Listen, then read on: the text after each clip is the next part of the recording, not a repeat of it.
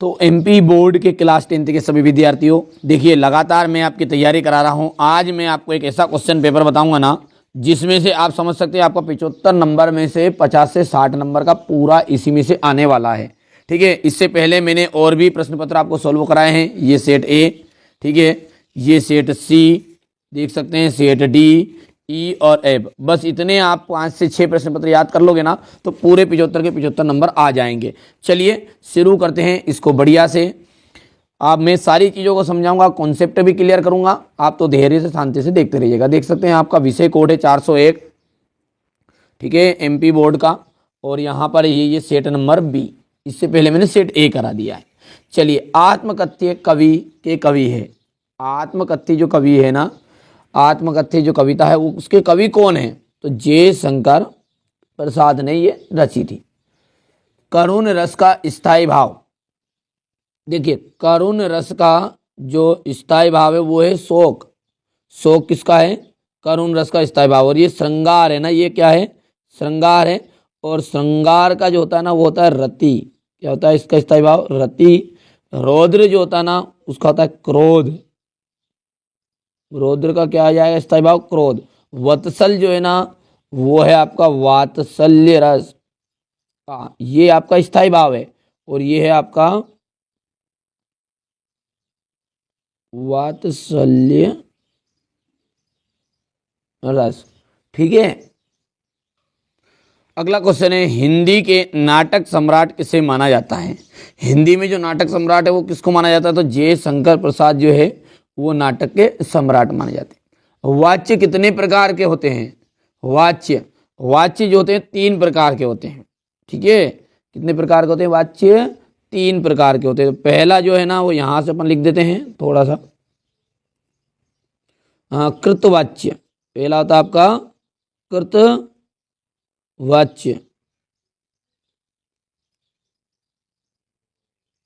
दूसरा है हमारा भाववाच्य, ठीक है, कर्मवाच्य।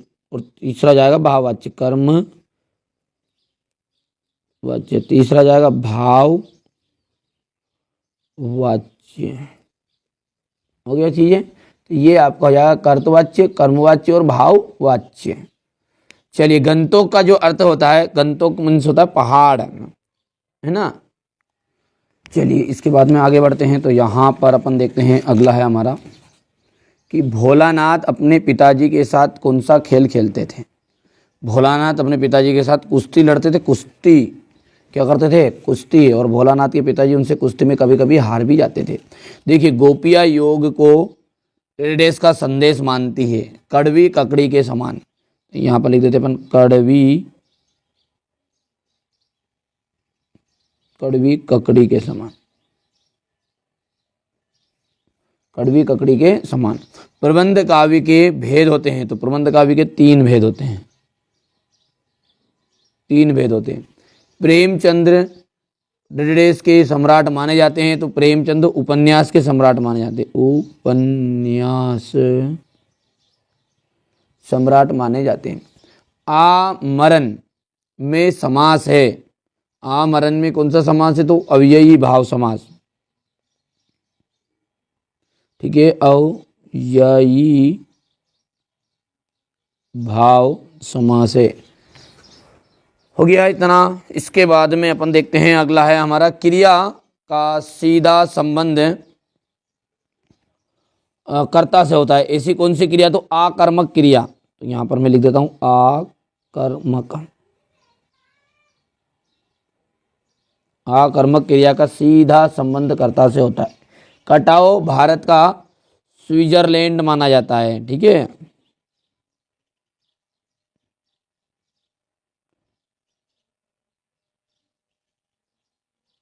स्विट्जरलैंड। ठीक है भैया, अब है सही जोड़ी। धर्मवीर भारती, ठीक है, यहां पर अपन इसको देखते हैं। धर्मवीर भारती का आपको मिलान करना है। पहला जो है धर्मवीर भारती, तो इनका आ जाएगा आपका प्रयोगवाद। प्रयोगवाद के कवि है। रामचरितमानस क्या है? एक महाकाव्य है, इसका मिलान इससे हो जाएगा।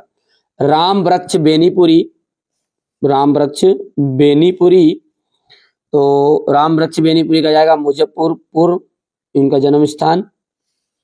ठीक है, उल्लू बनाने का मतलब हो जाएगा मूर्ख बनाना। शिव पूजन सहाय, शिव पूजन सहाय का आ जाएगा माता का आंचल। और उज्जवल गाथा कैसे गाऊं, मधुर चांदनी रातों की, तो यहाँ पर मधुर चांदनी रातों की यहाँ पर राइट आंसर रहेगा। अब देखिए कुकुरमुत्ता के कवि का नाम बताइए। कुकुरमुत्ता के कवि का नाम, ठीक है, क्या है, तो है सूर्यकांत त्रिपाठी निराला।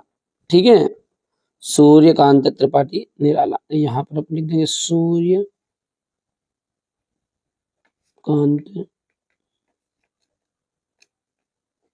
त्रिपाठी निराला। मात्रिक छंद के प्रकार बताइए।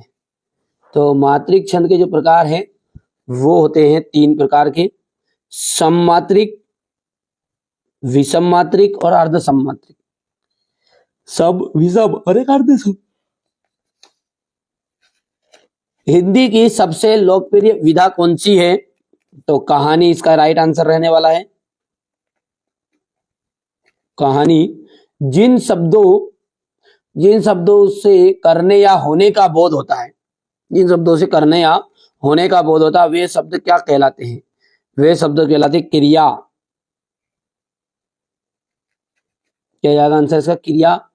किसी दुकान का ना होना कटाओं के लिए वरदान क्यों है, क्योंकि प्रदूषण से बचा है।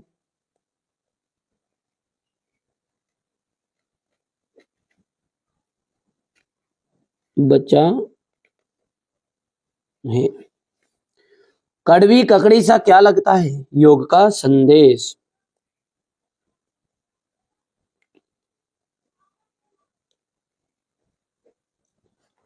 हो गया, ठीक है भैया। चलिए आगे बढ़ते हैं और अब देखते हैं सत्य असत्य। थोड़ा सा छोटा कर लेते हैं।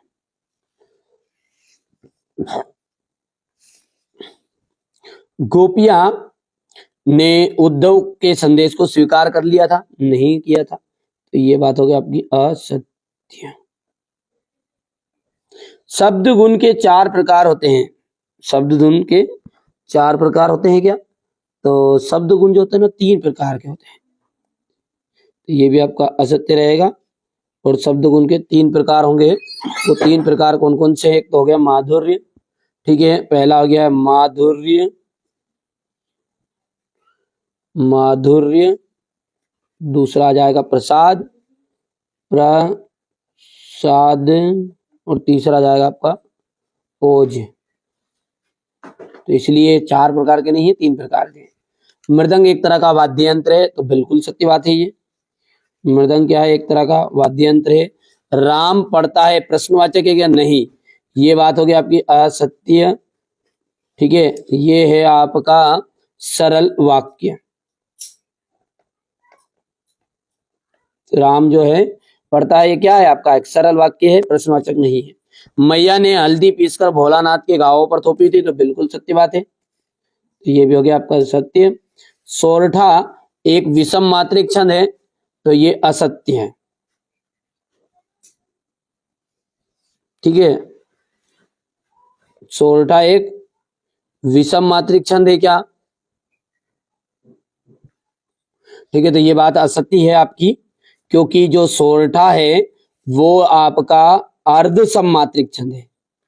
क्या है, अर्ध सममात्रिक छंद। और सोरठा के प्रत्येक चरण में कितनी मात्रा होती है आपकी, पहले और तीसरे चरण में इसमें 11-11 मात्रा होगी। किसमें, पहले और तीसरे में।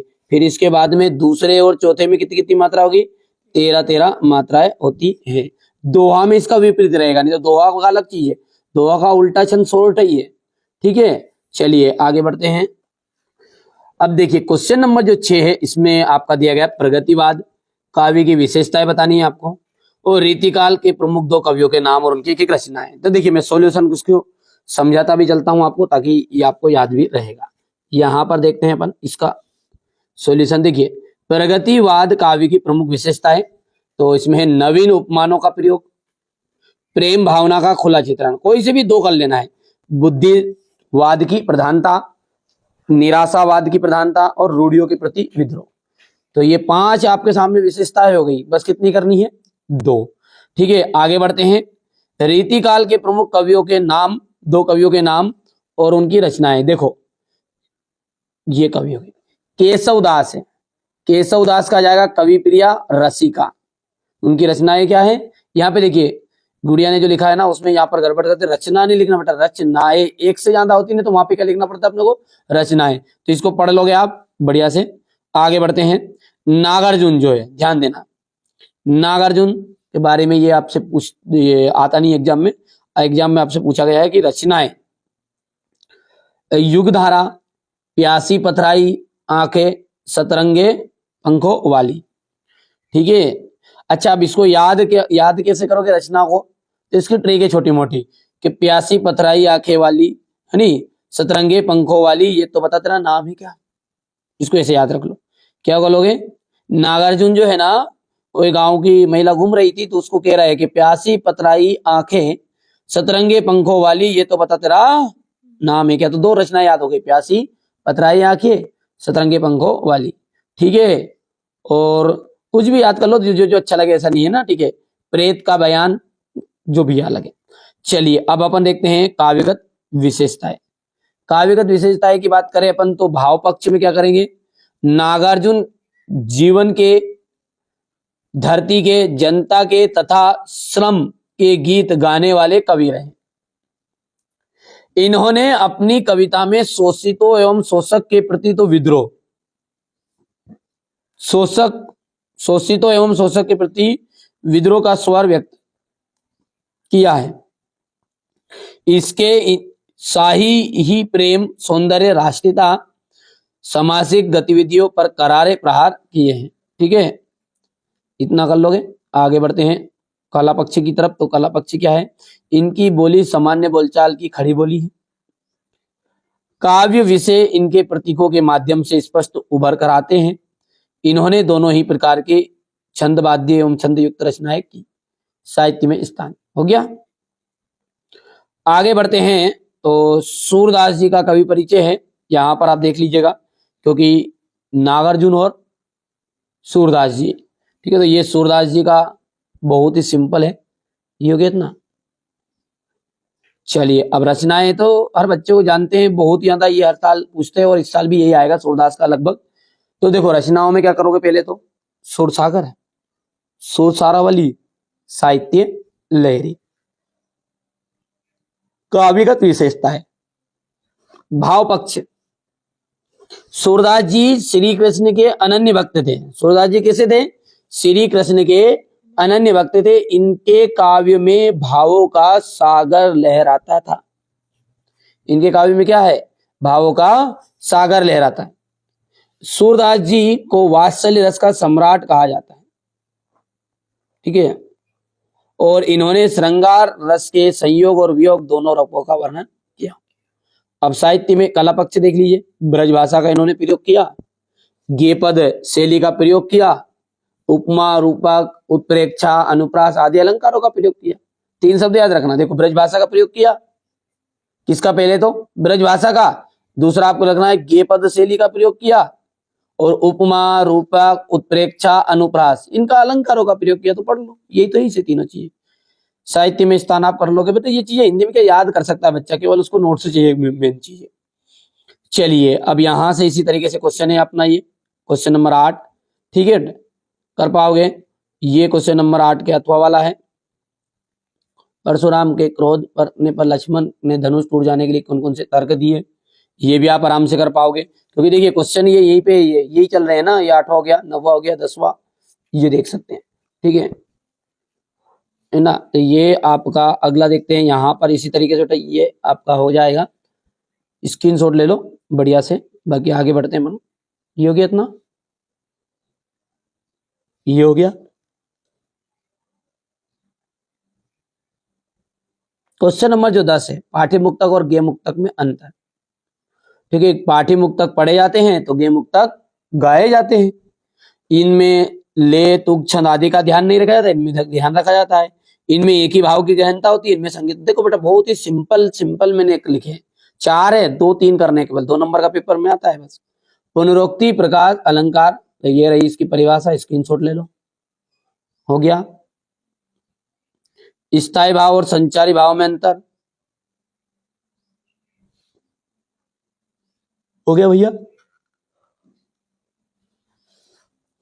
जिसके बाद में है आपका यहाँ पर चौपाई छंद की परिभाषा उदाहरण सहित। चौपाई छंद क्या है? एक सममात्रिक छंद है, 4 चरण होंगे, प्रत्येक चरण में कितनी मात्राएं होती है? 16 मात्राएं होती है, खत्म। अंत में 2 लघु गुरु होते हैं। मंगल भवन मंगल हारी, पूंछ पकड़ के मुंदरी मारी। अरे ये नहीं है, मंगल भवन मंगल हारी, द्रव सु दशरथ अजर बिहारी। ठीक है भैया, हाँ तो पूंछ पकड़ के मुंदरी मार लो। हाँ चलिए आगे देखते हैं। ये फिर ये लिख दो आप, जय हनुमान ज्ञान गुण सागर, जय कपीस तीन लोक उजागर। तो ये क्या है? ये भी क्या आपकी एक चौपाई छंद है। अब क्वेश्चन नंबर जो 12 है उसमें लेखक परिचय देख सकते हैं आप नीचे यहाँ पर, ये हो गया चौपाई छंद तक। ये क्वेश्चन नंबर 12 पूरा इसी के बता रहा बेटा ना, स्वयं प्रकाश और ये यशपाल दोनों का है। तो ये तो हो गया पहले तो स्वयं प्रकाश का, कर लोगे। बाकी सब कुछ पीडीएफ के थ्रू भी मैं दे रहा हूँ, आप सभी जानते ही हैं। डिस्क्रिप्शन में नंबर है, कॉल कर लो, पीडीएफ मिल जाएगी आपको। और कोई ऐसी चीजें की जो यहाँ पर रूप से वो वहां पर मिल जाएगी। ठीक है, चलिए हो गया है भाषा शैली और ये साहित्य में स्थान। आगे बढ़ते हैं तो यशपाल का जी का देखते हैं। ये हो गया, कुछ समझाने वाली चीज होगी तो मैं समझा दूंगा बेटा थोड़ा सा, है ना। ये चीजें पढ़ोगे जिसमें याद हो जाएगी, सिंपल लैंग्वेज में। हो गया ये साहित्य विस्तार।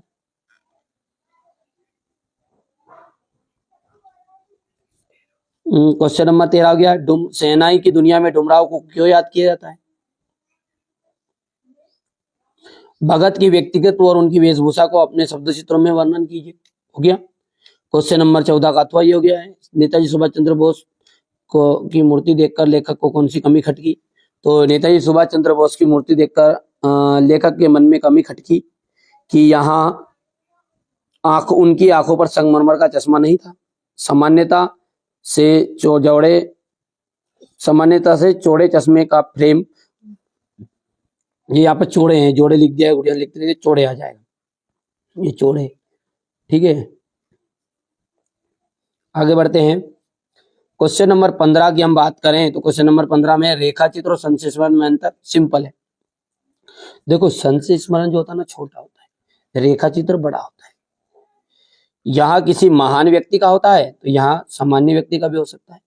इसमें विवरणात्मक शैली का प्रयोग होता है, इसमें चित्रात्मक शैली का प्रयोग होता है। इसकी भाषा अभिधामूलक होती है, इसकी भाषा सांकेतिक होती है। इसमें लेखक तटस्थ होता है, इसमें लेखक तटस्थ नहीं होता। ये चीज हो गई, हो गया। बाकी कंपेयर कर लेना नाटक और एकांकी में अंतर, तो ये भी सिंपल सा है। देखो नाटक में क्या होते हैं? अनेक अंक होते हैं, एकांकी में एक अंक होता है। नाटक का मतलब क्या बेटा? जो अपन टीवी में देखते हैं ना, टीवी में कहाँ का वो टीवी में आता नहीं, वो सास बहू गोपी ओपी का इनका जो भी है, हाँ तो वो नाटक है। एकांकी क्या है? वो भी नाटक ही है, पर ये एक ही एपिसोड में जो खत्म हो जाए, एक दिन में खत्म हो जाए, जो कहीं कहलाएगी एकांकी। और जो नाटक चलती रहे वो नाटक, और कई नाटक लगी तूने तो वो नाटक। ठीक है, तो भाई साहब नाटक में अनेक अंक होते हैं, एकांकी में एक अंक होता है। नाटक दृश्य का विस्तृत रूप है, एकांकी दृश्य काव्य का छोटा रूप है। इसमें समय स्थान घटना पर विशेष बल नहीं दिया जाता, इसमें विशेष बल दिया जाता है। इसमें प्रस्तुत कथा के साथ साथ जो गौण कथा भी जुड़ी रहेगी, इसमें केवल एक ही कथा होगी। इसका आकार बड़ा होता है, इसमें छोटा। तो भाई साहब 5 नहीं करने आपको, 2 करने, 2 मात्र 2, ज्यादा नहीं पढ़ना, 3 कर लो ज्यादा करना है। तो संधि और समास में अंतर यहां से कर सकते हैं। चलिए इसी के अथवा वाला है, क्रिया विशेषण किसे कहते हैं, इसके प्रकार बताओ। देखो क्रिया विशेषण क्या है? क्रिया की विशेषता का बोध कराने वाले शब्द क्रिया विशेषण कहलाते हैं। जैसे वहां धीरे धीरे चला, देखो वहां चला लेकिन कैसा चला? धीरे धीरे। तो ये क्रिया विशेषण कौन है? धीरे धीरे। राम आया, कहां आया? यहां आया। तो यहां कौन है? यहां क्रिया विशेषण है। ठीक है, क्रिया विशेषण के भेद, तो क्रिया विशेषण के 4 प्रकार के होते हैं, कालवाचक, स्थानवाचक, रीतिवाचक, परिणामवाचक। यहां से आप देख सकते हैं कालवाचक के बारे में पूरा डिटेल लिख दिया, बाकी अपने को इतना सा लिखना है, ये परिभाषा और ये इतना बस। बाकी कालवाचक हो गया, देखो ध्यान से, ये कार्य। आगे चलते हैं तो क्वेश्चन नंबर जो 17 है उसको देखिए। प्रकृति ने जल संचय की व्यवस्था किस प्रकार की है, ये हो गया। क्वेश्चन नंबर 17 का अथवा देख सकते हैं, लेखक अज्ञे ने अपने आपको हिरोशिमा की विस्फोट का भोक्ता कब और किस प्रकार महसूस किया। क्वेश्चन नंबर ये हो गया इसका। और क्वेश्चन नंबर 19 जो है, देखिए बेटा मैंने पहले सिखा दिया आपको, अगले पहले जो सेट था उसमें कि अनुच्छेद में कुछ नहीं करना होता है, अपना दिमाग का यूज करना है, मीठी बोली पर आपको अनुच्छेद लिखना है। ये अनुच्छेद हो गया है, कोई सी भी दिक्कत आती है तो 2 करके लिख लो लोग। हो गया, पता चलता है तक हो गया, यहाँ पता चलने वाले। पीडीएफ ले लो बेटा, सबसे बढ़िया काम है पीडीएफ लो, है ना, एप्लीकेशन को इंस्टॉल करवा लो। तो डिस्क्रिप्शन में नंबर है, कॉल कर लेना, है ना, जानकारी मिल जाए, पीडीएफ वहां से भेज दूंगा। बाकी समझो, यहाँ पे ये पर्यावरण सुरक्षा संवाद पर संवाद लिखना है, ये हो गया, इतना हो गया। इसके बाद में यहां से अपन देखते हैं तो ये संदर्भ प्रसंग व्याख्या, कौन सा संदर्भ प्रसंग व्याख्या है, देखिए क्वेश्चन नंबर 12 तक तो आपका यहाँ तक हो गया था, थोड़ा छोटा कर देते ताकि आपको दिखे भी सही। ये हो गया 13, 14, 15, 16 हो गया इतना। अब ये मीठी बोली भी हो गया, पर्यावरण सुरक्षा पर संवाद हो गया, ये आपका यहाँ पर, ठीक है। जीप कस्बा छोड़कर आगे बढ़ गई, ठीक है, तो ये आपका यहाँ पर हो गया है।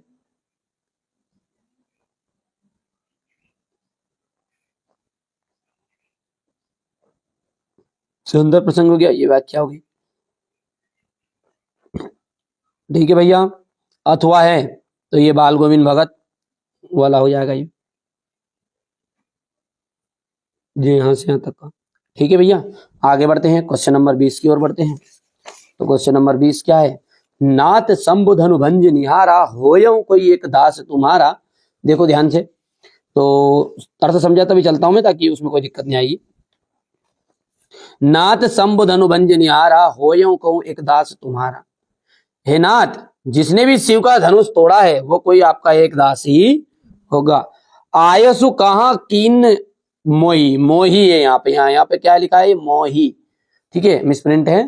तो आयसु कहाँ की नहीं मोही, आज्ञा दीजिए कि उसके लिए क्या संदेश है, तो ये मोही, ठीक है, आज्ञा दीजिए उसके लिए क्या संदेश है। सुनी रिसाय बोले मुनि कोई, ऐसी बातें सुनकर मुनि और क्रोध में बोले, अरे सेवक जो सो करे सेवकाई, अरि करनी करी ही लड़ाई।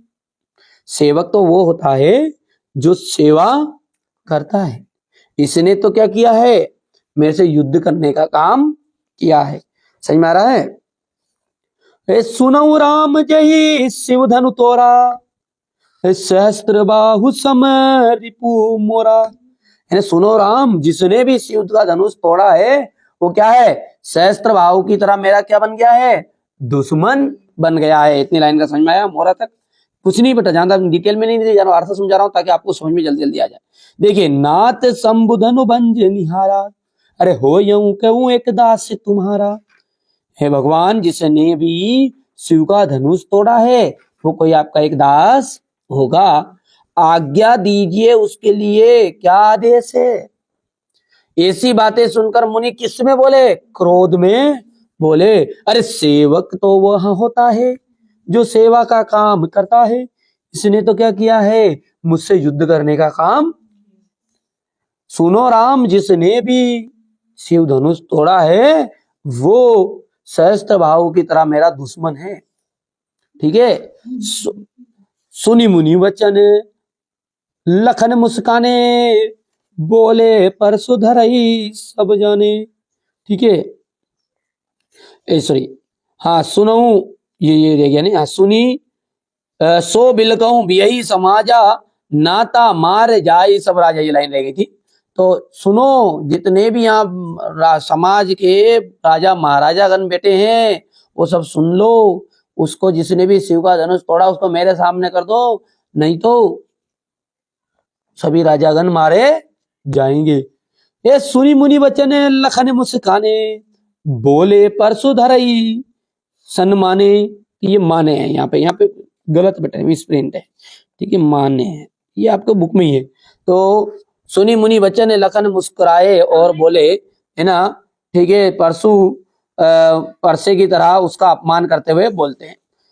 बहु धनुहि तोरी लड़काई कबहु ना अस रीस करी गुसाई। हमने बचपन में बहुत सारे ऐसे तो धनुष तड़ी तोड़ दी, तब तो आपने कभी क्रोध नहीं किया। ठीक है, यही धनु पर ममता कहूं कैसे, ये कहूं इस धनुष पर एक ऐसी कौन सी ममता है, ठीक है, जिस पर आप ये इतने क्रोधित हो रहे हो। सुनि मुनि रिसाई भ्रगलकुर केतु। और अब भाई साहब किसी व्यक्ति का और मजाक कोई गुस्से में ना अपन और उसे खिलवाड़ करो, क्यों ऐसा कहीं था में इतनी तेज गुस्सा आ रही हो, तो भाई साहब उसको और ज्यादा गुस्सा आएगा। तो इसी तरह मुनि और क्रोध में बोले हैं, रे नृप बालक काल बस बोलत तो न समार धनुई सम त्रिपुरार धनी विकिल सकल संसार। है ना कि रे बालक तो काल के बस में होकर ये बातें बोल रहा है, तेरी जबान पे कंट्रोल नहीं रहा, तेरे को नियंत्रण नहीं रहा।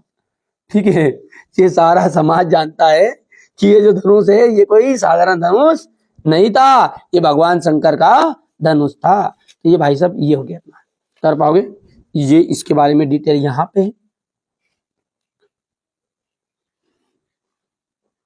ये संदर्भ प्रसंग व्याख्या यहां से करेंगे अपन। हो गया, ये भावार्थ आपको करना है। चलिए इसके बाद में ये आगे बढ़ते हैं। तुम्हारी यहां दंतुरित मुस्कान मृतकों में भी जाल देती जान।